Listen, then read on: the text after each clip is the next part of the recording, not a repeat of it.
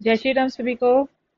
Welcome back to our channel Vidya का Gyan. Today we are started the Indian philosophy. ठीक है, तो आज जो है हम इंडियन फिलोसफी के बारे में पढ़ेंगे कि इंडियन फिलोसफी क्या है और उसमें जो है कौन कौन से जो है दर्शन आते हैं। तो आज का हमारा टॉपिक बहुत छोटा है लेकिन मोन इम्पोर्टेंट है, क्योंकि एग्जाम्स में जो है कई बार जो फिलोसफी है उनके फाउंडर्स के बारे में पूछे जाते हैं। इसके बाद जो क्लासेस होंगी हम वन बाय वन जो है डिटेल में एक एक फिलोसफी को डिस्कस करेंगे। तो स्टार्ट करते हैं।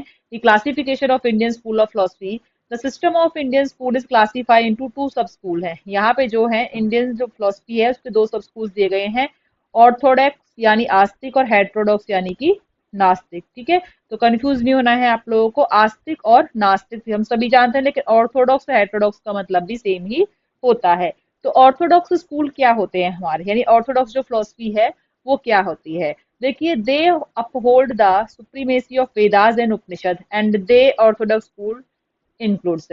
ये क्या होते हैं, जो ऑर्थोडॉक्स स्कूल्स होते हैं ना वो क्या करते हैं, ये बिलीव करते हैं हमारे किसमें, बिलीव करते हैं आपके वेदास में, ठीक है, और उपनिषद में। ठीक है, तो इसलिए इनको क्या बोला जाता है, आस्तिक। क्योंकि जो हमारे वेदों को में विश्वास करते हैं, वेदों को मानने वाले होते हैं, उनकी सुप्रीमेसी को, उनकी इंपॉर्टेंस को मानने वाले जो स्कूल होते हैं उन्हीं को आस्तिक स्कूल कहा जाता है। और ये कितने हैं, कौन कौन से स्कूल हैं आपके, जैसे कि पहला है आपका वेदांता, ठीक है, सांख्या, योग, वैशेषिक, न्याय, पूर्व मीमांसा और उत्तर मीमांसा। ठीक है, तो यहाँ पे जो है हमारे, तो इन्होंने जो है, वैसे मेन छह है, पूर्व मीमांसा उत्तर मीमांसा को दो पार्ट्स में डिवाइड कर दिया है, लेकिन मीमांसा जो है एक ही काउंट किया जाता है। तो यहाँ पे हमारे जो छह हैं वो हमारे जो है वो आस्तिक स्कूल्स ऑफ फिलोसफी है। जो किसमें बिलीव करते हैं, ये बिलीव करते हैं आपके वेदों में, यानी जो वेदों में विश्वास करते हैं वही क्या है, आपकी आस्तिक या ऑर्थोडॉक्स स्कूल्स है।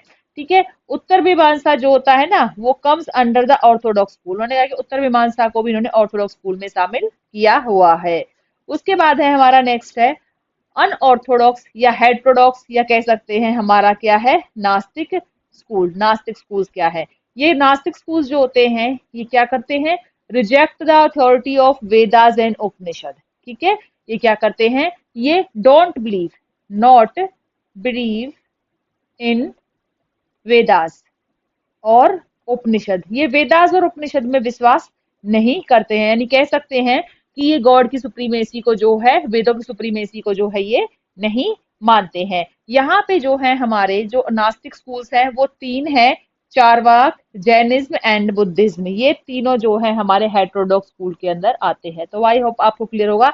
आस्तिक कौन होते हैं, जो believe in the Vedas and Upanishad, and heterodox या अनऑर्थोडॉक्स या नास्तिक जो स्कूल्स हैं जो don't believe in the Vedas और उपनिषद। अब यहाँ जो मेन है हमारे कि इनके जो प्रोपोनेंट्स कौन है, यानी कि इनके जो फाउंडर्स कौन है। तो पहले हम डिस्कस करेंगे जो हमारी ऑर्थोडॉक्स सिस्टम्स है, यानी जो ऑर्थोडॉक्स स्कूल हैं, यानी जो आपके आस्तिक स्कूल है।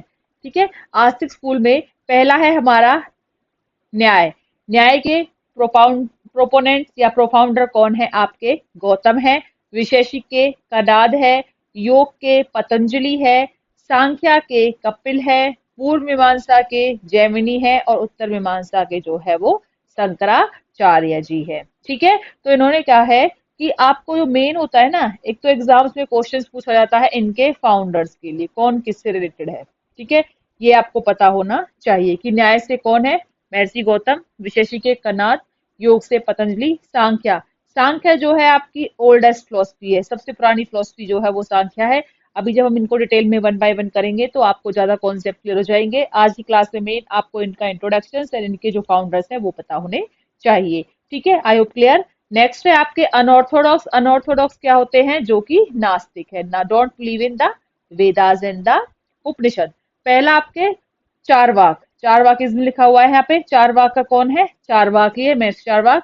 जैनिज्म के वर्धमान महावीर है और बुद्धिज्म के जो है गौतम बुद्धा है। ये क्या करते हैं, ये वेदों की सत्ता को नहीं मानते हैं। ठीक है, ये जो है वेदों की सत्ता को नहीं मानते हैं। तो हमें इतना ही जो है इनमें डिफ्रेंशिएशन पता होना चाहिए। आई होप आपको समझ आए हो। जब कल से जो है हम वन बाय वन इनकी डिस्कस क्लास स्टार्ट करेंगे, जिससे कि आपका जो भी डाउट्स हैं वो ना रहे। आज के लिए इतना ही है। Thank you.